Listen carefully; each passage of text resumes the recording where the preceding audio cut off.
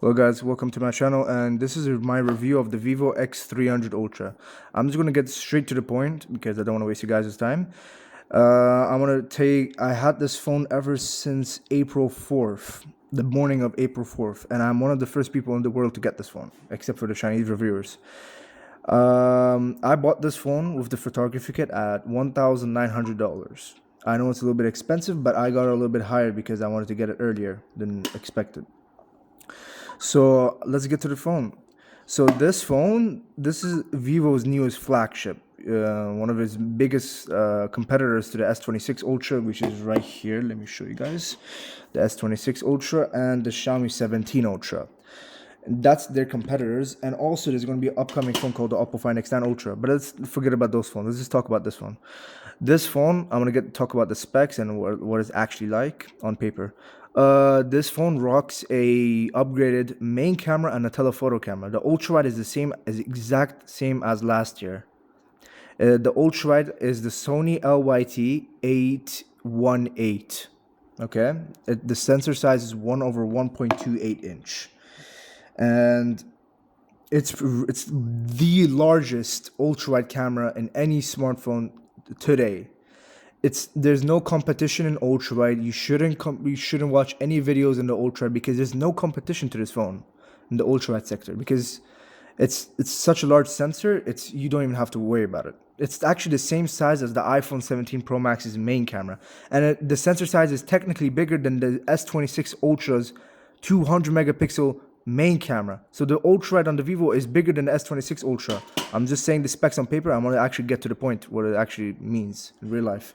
The main camera, which is over here, it's the Sony LYT 901. It's a 200 megapixel new sensor from Sony, and the difference from last year is last year they were using the ultrawide as the main camera, so they had two of the same cameras in the X200 Ultra. This is the X300 Ultra that had a sensor size of 1/1.28 inch, and this phone has a sensor size as 1/1.12 inch, if I pronounce it correctly. It's around like 10-15% larger, and you will not notice the difference in the sensor size. You maybe notice in the bokeh when you're taking photos. The main part about this phone, it's the 200 megapixel that they upgraded. I know megapixels are not everything, but when I compared to the X200 Ultra, it was a big difference compared to the X200 Ultra. Even the Xiaomi 17 Ultra, this beats the Xiaomi 17 Ultra in the ultrawide, the main camera in detail. We're going to get to that point in low light later. The Xiaomi 17 Ultra has a 1-inch main camera, but it's a 50 megapixel camera, while this is a 200 but slightly smaller sensor at 1/1.28 inch. Not over 1/1.28, 1/1.12 inch sensor. But they downgraded something in the sensor in the main camera. They downgraded the aperture, like a lot compared to last year.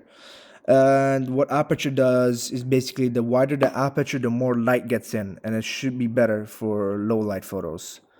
And the telephoto, it's a new telephoto technically. It's based on the Samsung ISOCELL HP9, but this is called the Samsung ISOCELL HPO, which is apparently the best one out of the entire HP9 category.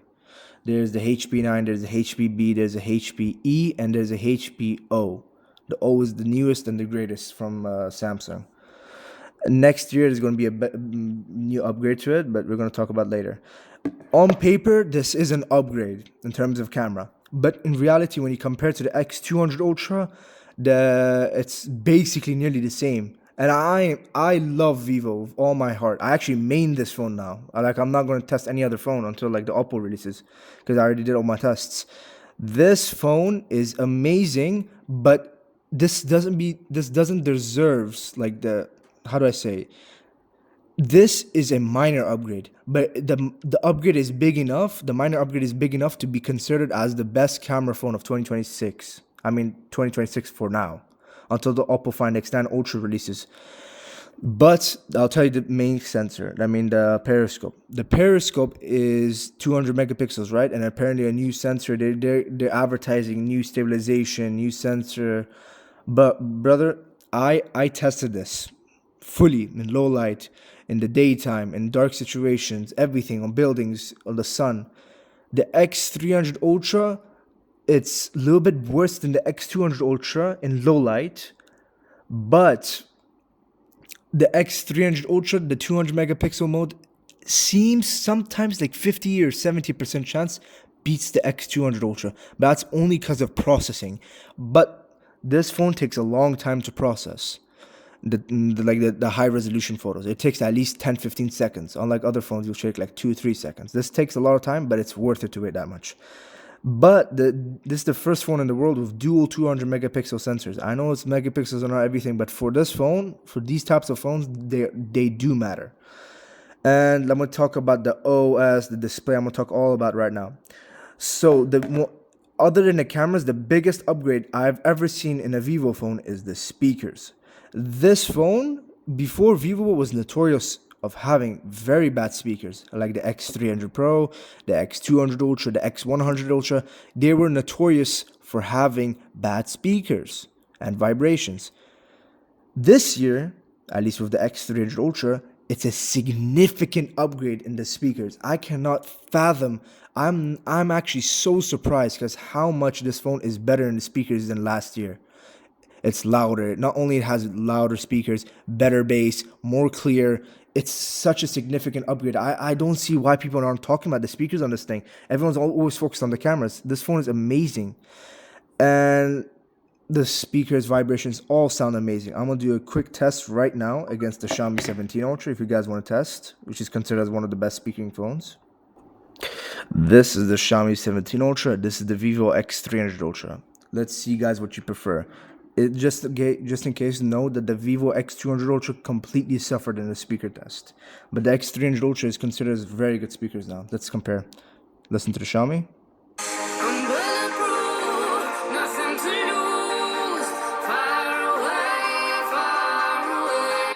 That's the Xiaomi 17 Ultra. Now this is the Vivo X300 Ultra.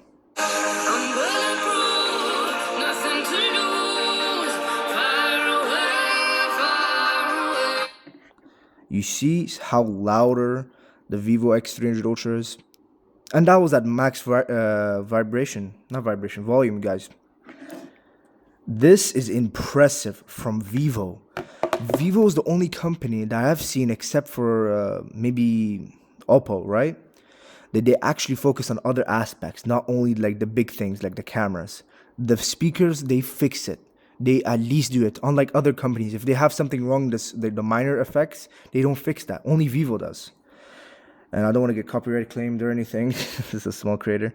And let's talk about the OS. Actually, let's talk about the display. This phone rocks a 2K AMOLED, 144 hertz Samsung M14 panel. It's Samsung's. I think it's Samsung's best display they make, and the M14 series. This phone is amazing. The display is really good. The display has 2160 PWM panel.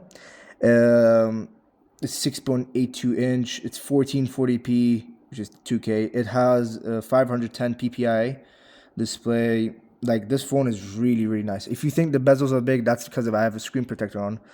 It's really nice, and it gets up to 4,500 nits of brightness, if I'm not wrong. This phone is really beautiful display. And this is the Xiaomi right side to side. The bezels are almost the same, but this one, the Vivo, keep in mind, this has a screen protector on. That's the Xiaomi's right there. And I'm getting my specs because I don't really know about the display specs. I don't really watch that. Let's look at the brightness. The Vivo's at max. This is not the true max. You have to shine a flash at it too, or flash you're under the sun. You're gonna see the full potential. Let's talk about the processor on the Vivo. It rocks a Snapdragon 8 Elite Gen 5, and you can configure it up to 1 terabyte with 16 gigs of RAM. And this, at least on Antutu, gets 4.2 million Antutu. I think if I put this in the freezer, it's probably going to go... I know it sounds stupid, but if I put it in the freezer, it tends to get like a little bit more higher Antutu score. But Antutu is not everything.